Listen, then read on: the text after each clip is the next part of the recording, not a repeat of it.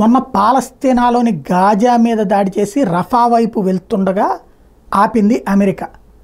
అదంతా ప్రజలు చచ్చిపోతున్నారు, నీకేం చేత కావట్లేదు, వాళ్ళు ప్రజల్ని ముందు పెడతారు తీవ్రవాదులు, హమాస్ తీవ్రవాదులు, అయినా నువ్వు వాళ్ళని కాకుండా వీళ్ళనే చంపాలి, అది నీ వల్ల కావట్లేదు, నీ మూలంగా మేము కూడా పరువు పోగొట్టుకుంటాం, మానవ హక్కులు పౌర హక్కులను ప్రపంచమంతా చెప్పే పరిస్థితి తెచ్చుకున్నాం, కాబట్టి నువ్వు ఆపు అని ఆపించింది.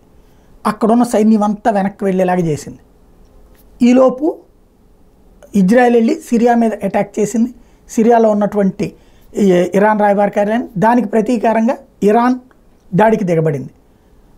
ఇక్కడ అసలు సమస్య ఇజ్రాయెల్ యుద్ధానికి సిద్ధం కాడు. వెంటనే అమెరికా జోక్యం చేసుకుని ఓ గిఫ్ట్ ఇద్దాం అనుకుంది. నువ్వు ఇరాన్ జోలికి వెళ్ళబాక, అది 2 సార్లు అటాక్ చేసిన మాట వాస్తవమే, కానీ నువ్వు అవసరమైతే రఫాలోకి వెళ్ళు, పాలస్తీనాలోకి లోపలికి వెళ్ళి మళ్ళీ రఫా స్వాధీనం చేసుకో, దానికి మేము సహకరిస్తాం, ఇరాన్ జోలికి మాత్రం పోబాక, ఎందుకంటే ఇరాన్ జోలికి పోతే పెను యుద్ధం అవుతుంది, ఆ యుద్ధం వల్ల వ్యవస్థలన్నీ దెబ్బతింటాయి, ఆయిల్ సంక్షోభం ఏర్పడుతుంది, ప్రపంచం కుదేలయ్యేటువంటి పరిస్థితి ఉంటుంది. ఎందుకంటే ఆయిల్ అందేటటువంటి జలసందులు అక్కడే ఉన్నాయి, అలాగే ఆయిల్ హైయెస్ట్ ఉత్పత్తి అయినటువంటి రష్యా అటే ఉంది.